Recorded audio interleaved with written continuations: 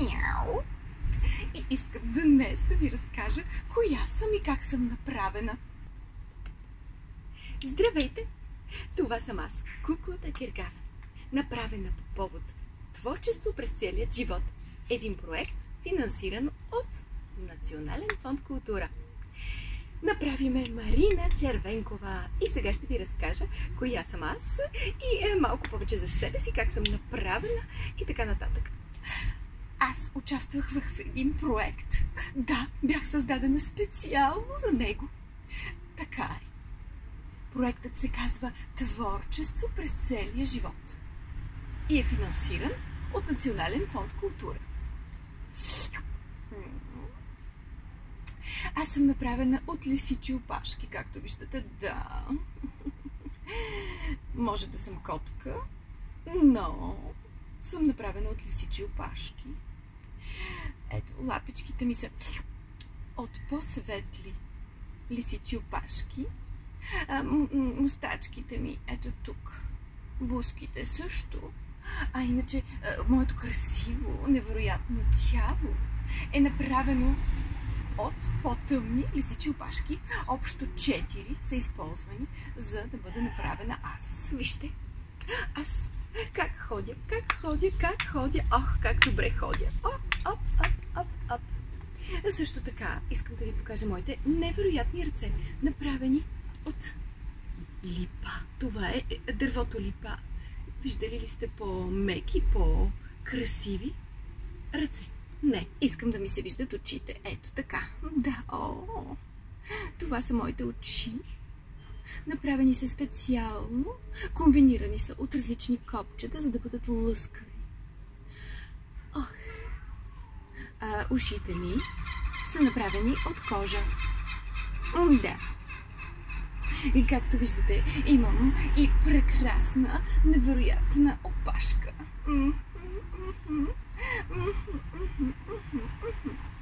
Да. Моето лице? Може би сте виждали по-красиво лице. Ох, да, малко съм самовлюбена. Но пък съм изключително красива.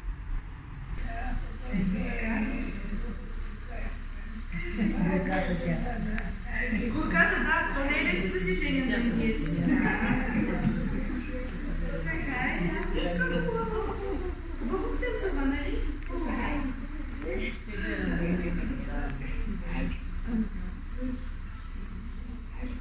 Айде. Можете ли да нещо, разбира се?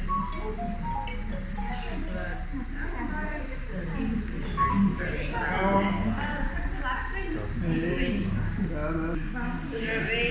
Здравей, Куко. Здравей. Каква си хубава. Не казва името. Браво за тебе. Ти си идеална кукла. И обичаш да играеш на хубави роли. Да. Здрасти. Искаш, може да нарежда. Мерси много.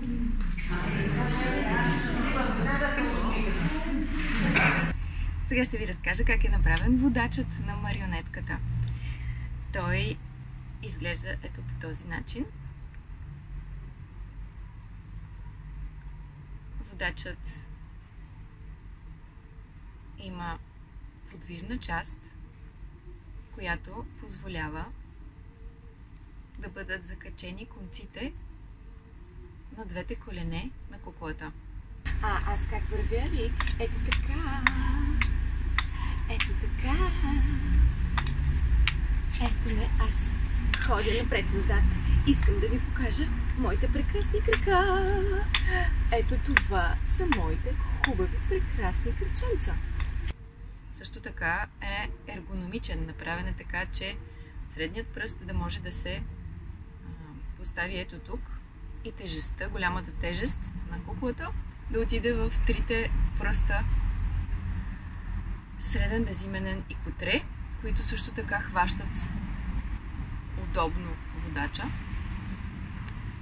а палецът и показалецът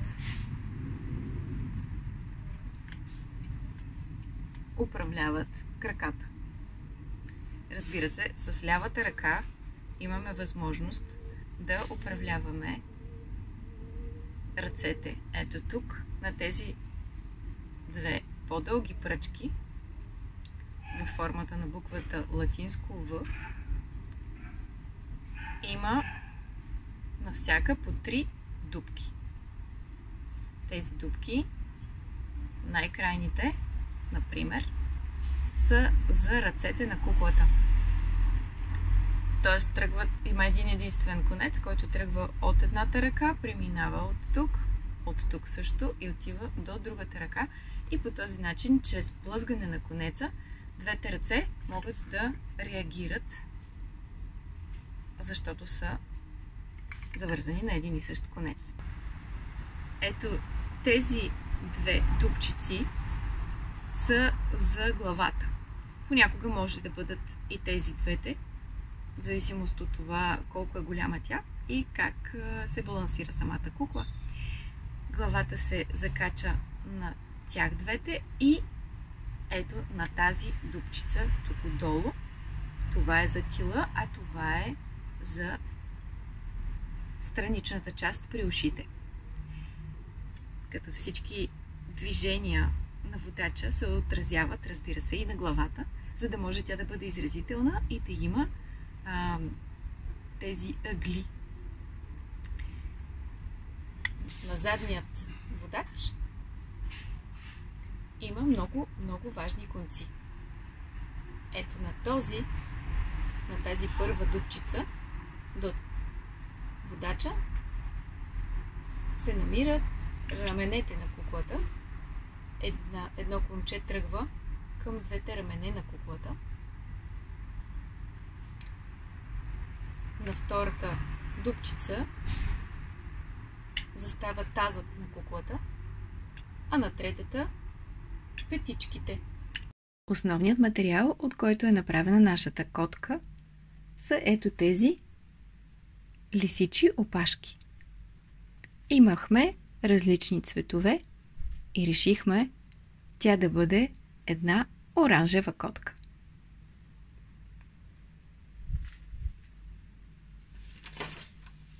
Следващият материал, с който искаме да ви запознаем, е стиропорът. Имаше най-различни видове стиропор и първият вариант на главата на котката беше ето този. Използвайки макетен нож,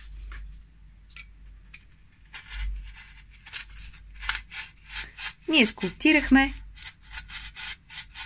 главата на котката.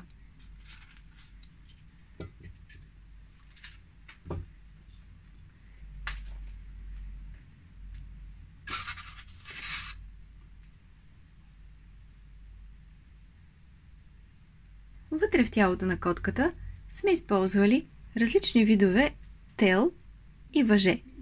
Ето такава огаваема тел, която се използва в градинарството. Ето такава здрава тел, която намираме във всяка железария. И дебело въже. Благодарение на тези материали ние направихме така, че тялото на куклата да бъде огаваемо и много пластично. Използвахме също така и различни видове лепило. Лепило C200,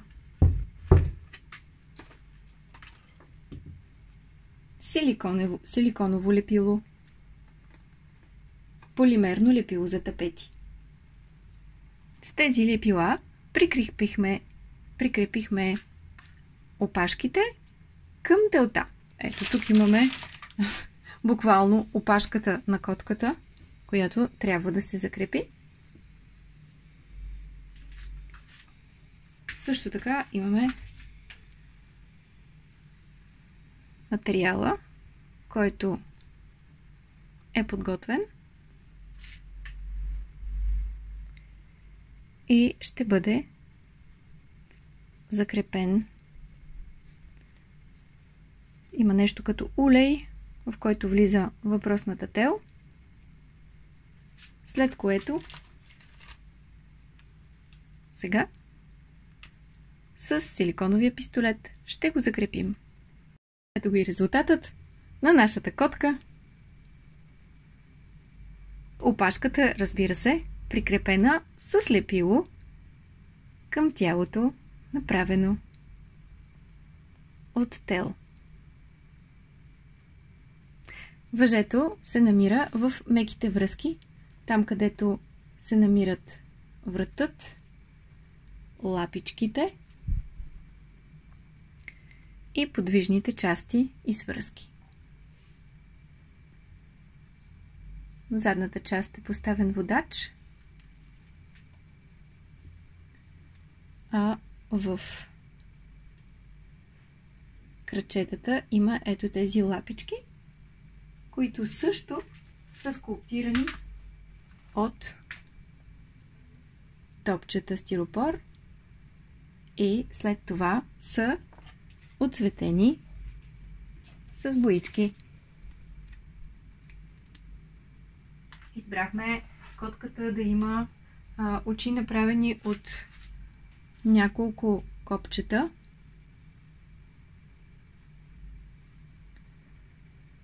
Долното копче реално не е копче, ами бялата част е пластмаса, изрязана, след което сме поставили едно зелено копче и една апликация метална, така че да има този блясък и тази вертикална черта, която е така характерна за котешките очи. Ушите на котката са от кожа. Хората много ме обичат.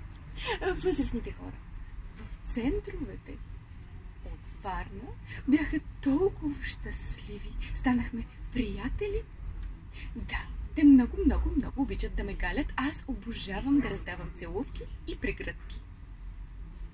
Но след ми е направено от кожа. Цялата съм много гушкава. Здравей, приятелка моя, ти Мария. Мария. И аз съм пък ти си Мария, нали така? Мария. Две Марии и едно Мари. Ти помниш ли на мен? Помниш ли, когато правихме кукли заедно? Да. Хареса ли ти? Това съм аз един. Така е. Аз съм душичка. Малка душичка. Ти помниш ли ме мене? Да. Ох, как? Аз съм незабравима котка. Мяу. И послушна, нали? Послушна съм, да. Написах си домашните днеска.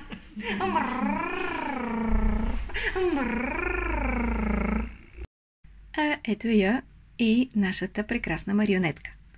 Тя е направена от 14 дървени скулптирани части от дървото липа, скулптирани с длето директно, а някои от тях са скулптирани на машина. Връзките са, както виждате, издълбани и направени от естествена кожа. Имаме връзка от естествена кожа на китките и на врата на куклата.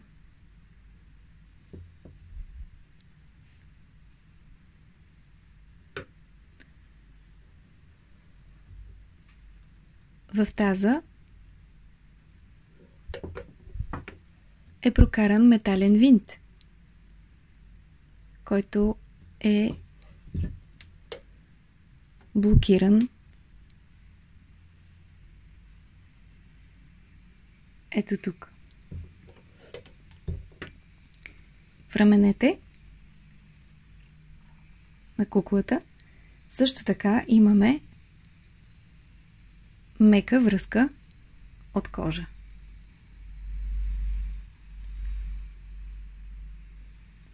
Колкото до коленете и лактите, за да се получи връзката, те са издълбани и издялкани, така, че да може движенията да имитират човешките. Както виждате, коляното не може да отиде повече напред, защото тук е издълбано, така че да има стопер. В тази посока има клин поставен, който след това е изрязан, така че да няма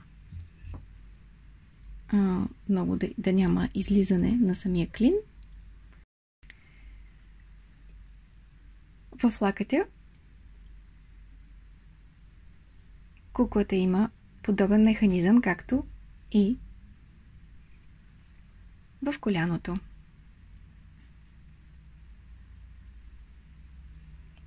Ето, обръщам го от всички страни, така че да може да видите стопера. Тазът също е направен така, че кръка да не може да се вдига повече, отколкото е възможно при човешките движения. Косата на куклата е направена от перука, не естествена, изкуствена перука, но купена от перукерница. Костюмчето на куклата е направено от шарени платове, ушито на машина, от рециклирани дрехи, а ето я и цялата марионетка.